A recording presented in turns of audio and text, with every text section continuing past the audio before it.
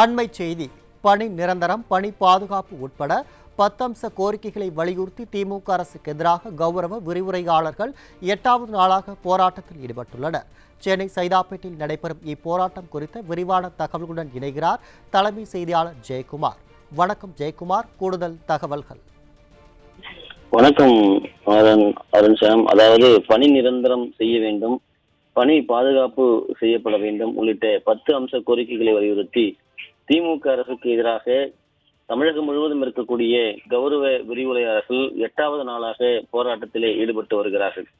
தொடர்ந்து போராட்டத்திலே ஈடுபட்டு வருவதால் அரசு கல்லூரிகள் மற்றும் சுயநிதி கல்லூரிகள், தனியார் கல்லூரிகளிலே கௌரவ விரிவுரையாளராக பணியாற்றி வரக்கூடிய இவருடைய இந்த போராட்டத்தின் காரணமாக மாணவர்களுடைய கல்வி பாதிக்கப்படுகிறது. தமிழகத்தில் ஏற்கனவே உயர்கல்வித்துறை அகல பாதாளத்தில் சென்று கொண்டிருக்கிறது. உயர்கல்வித்துறை பல்வேறு நெருக்கடிகளை சந்தித்து வருகிற இந்த சூழ்நிலையிலே கௌரவ விரிவுரையாளர்களுடைய நியாயமான போராட்டம், கோரிக்கை என்பதை இந்த அரசு செவிசாய்க்கவோ கண்டுகொள்ளவோ இல்லை. அவர்களுக்கு பணி நிரந்தரம் செய்யப்பட வேண்டும், உரிய பாதுகாப்பு அளிக்கப்பட வேண்டும். அதே போன்று பணி பாதுகாப்பு இல்லாத சூழ்நிலையில் மிகப்பெரிய அளவிலே, அதாவது பணி நிரந்தரம் செய்யப்பட்டவர்களும் கௌரவ விரிவுரையாளர்களும் சம அளவு கல்வி தகுதி இருந்தும் கூட அவர்களுக்கான ஊதியத்திலே முரண்பாடுகள் மிகப்பெரிய அளவிலே பாதிக்கப்பட்டிருப்பதாக வேதனையோடு அவர்கள் போராட்ட களத்திலே இருக்கிறார்கள். குறிப்பாக 183 அரசு கலை அறிவியல் கல்லூரிகள், கல்வியியல் கல்லூரிகள், அதே போன்று அந்த கல்லூரிகளிலே சுமார் 8700 கௌரவ விரிவுரையாளர்கள் பணியாற்றி வருகிறார்கள். கடந்த 29ஆம் தேதியிலிருந்து சென்னையிலே பல்வேறு இடங்களில் இவர்கள் ஆர்ப்பாட்டத்தை முன்னெடுத்து வருகிறார்கள். குறிப்பாக இந்த கௌரவ விரிவுரையாளர்களுடைய பணி நிரந்தரம் செய்ய வேண்டும் என்று 56 என்கிற அந்த அரசாணையை படிப்படியாக நிறைவேற்றிட வேண்டும்.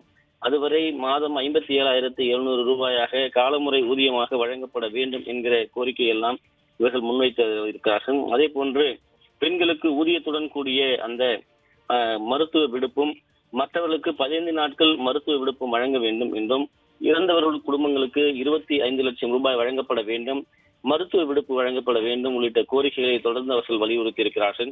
குறிப்பாக இவர்கள் இளங்கலை, முதுகலை, அதே போன்று ஆய்வியல் நிறைந்த, அதே போன்று முனைவர் பட்டம், நெட் தேர்வு, அதாவது நீட் யுஜிசி என்று சொல்லக்கூடிய நெட் தேர்வு போன்றவற்றை எல்லாம் தேர்ச்சி பெற்றுவிட்டு பல்வேறு இடங்களிலே பணி செய்துவிட்டு, அதே போன்று இவர்கள் புத்தகங்கள் எழுதி, அவர்கள் ஆய்வு கட்டுரைகள் எல்லாம் எழுதி தகுதியோடு இருப்பவர்கள் கூட பணி நிரந்தரம் செய்யப்படுவதில்லை. கௌரவ விரிவுரையாளர்கள் என்ற பெயரிலே கௌரவம் இல்லாமல் இந்த அரசு தங்களை நடத்தி வருவதாக வேதனை தெரிவித்திருக்கிறார்கள். எனவே இது போன்ற சூழ்நிலையிலே இந்த பணி பாதுகாப்பு எங்களுக்கு இல்லாமல் இருக்கிறது. எங்கள் கல்வி தகுதியிலே நிரந்தரம் செய்யப்பட்டவர்கள் அதே கல்வி தகுதியோடு எங்களை போன்று பல மடங்கு ஊதியம் பெறுகிறார்கள். அப்படி பணி செய்யக்கூடிய இடத்திலே எங்களை அவர்கள் என்ன அடிமைகள் போல பார்க்கிறார்கள். இப்படிப்பட்ட ஒரு பாதிப்பு, இப்படிப்பட்ட ஒரு சூழ்நிலை நிலவுவதால் பணி செய்யக்கூடிய இடத்திலே எங்களுக்கான அங்கீகாரம் இல்லை என்பதை அவர்கள் வேதனையோடு முன்வைத்து போராட்ட களத்திலே 8 நாட்களாக போராடி வருகிறார்கள். இந்த அரசு குறிப்பாக பகுதி நேர ஆசிரியராக இருக்கட்டும், அதே போல இடைநிலை ஆசிரியராக இருக்கட்டும், தொடக்க கல்வி ஆசிரியர்களாக இருக்கட்டும், கல்லூரிகளை பணியாற்றக்கூடிய கௌரவ விரிவுரையாளராக இருக்கட்டும், யார் போராடினாலும் கண்டுகொள்வதில்லை. இந்த அரசுக்கு எதிராக அவர்கள் தொடர்ந்து போராடி வருகிறார்கள். சொற்பமாக 25,000 ரூபாய் 11 மாதங்களுக்கு மட்டும் வழங்கிவிட்டு 1 மாதம் சம்பளம் இல்லாமல் தங்களுடைய வாழ்க்கையை கடத்துவது என்பது இது போன்ற ஒரு பாதிப்பு எங்களுடைய குடும்ப சூழ்நிலையை ஏற்படுத்தும் என்கிற வேதனையை அவர்கள் முன்வைத்திருக்கிறார்கள். மிகப்பெரிய அளவிலே இந்த பாதிப்புகள் எல்லாம் எங்களுக்கு இருக்கிறது என்கிற வேதனையோடு படித்தவர்கள் வீதியிலே நின்று போராடி வரக்கூடிய காட்சி வேதனையாக இருக்கிறது. இந்த அரசு கண்டுகொள்ளவில்லை என்பது அதைவிட வேதனையாக இருப்பதாக அவர்கள் குற்றம் சாட்டியிருக்கிறார்கள். குற்றம் சாட்டி பேசி வரக்கூடிய, அதாவது தமிழ்நாடு அரசு கல்லூரி மற்றும் கௌரவ விரிவுரையாளர்களுடைய முற்போக்கு சங்க ஒருங்கிணைப்பாளர் ரமேஷ் என்பவர் பேசி வருகிறார், பேட்டி அளித்திருக்கிறார். மிகப்பெரிய அளவிலே வேதனை அடைந்திருக்கிறார்கள். அது குறித்து தற்போது பார்க்கலாம்.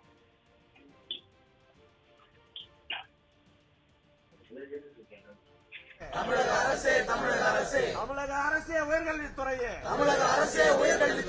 நீதி வழங்கு, நீதி வழங்கு, நீதி வழங்கு, நீதி வழங்கு, நீதி வழங்கு, நீதி வழங்கு, நீதி வழங்கு. யுஜிசி நிர்ணயித்த ஊதியத்தை வழங்கிடு, ஊதியத்தை வழங்கிடு, வழங்கிடு, ஊதியம் வழங்கிடு, நிரந்தரப்படுத்து, நிரந்தரப்படுத்து, நிரந்தரப்படுத்து, நிரந்தரப்படுத்து. கௌரவ விரிவுரையாளர்களை பணி நிரந்தரம் செய், பணி நிரந்தரம் செய், பணி நிரந்தரம் செய்.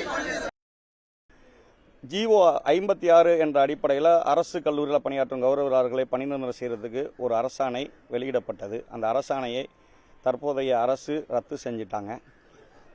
கௌரவராளர்களை பணி நிரந்தரம் செய்ய இயலாது அப்படின்ற நிலைப்பாட்டில் தான் இன்றைக்கு அரசாங்கம் இருக்குது. கிட்டத்தட்ட 20 ஆண்டுகளுக்கு மேலாக பணியாற்றக்கூடிய கௌரவராளர்களை பணி நிரந்தரம் செய்யணும் அப்படின்ற கோரிக்கைகளை உள்ளிட்டு மொத்தம் ஒரு 10 அம்ச கோரிக்கைகளை வலியுறுத்தி நாங்கள் 8வது நாளாக தொடர் வேலை நிறுத்த போராட்டத்தில் ஈடுபட்டிருக்கோம். இங்கே சென்னையில் ஆர்ப்பாட்டம் செய்யக்கூடியவர்களுடைய எண்ணிக்கை இதுவாக இருந்தாலும் கூட ஒவ்வொரு மாவட்டங்கள்லையும் ஒவ்வொரு கல்லூரிகள்லையும் வாயில் முழக்க போராட்டமும் அதே போல் மாவட்ட ஆட்சித்தலைவர் அலுவலகங்கள் ஆர்ப்பாட்டங்களும் அந்தந்த பகுதிகளில் செஞ்சுக்கிட்டு இருக்கிறாங்க. இன்றைக்கி பணியாற்றக்கூடிய கௌரவராளர்களுக்கு ஊதியமாக பார்த்தீங்கன்னு சொன்னால் 25,000 தான் வழங்கப்படுது.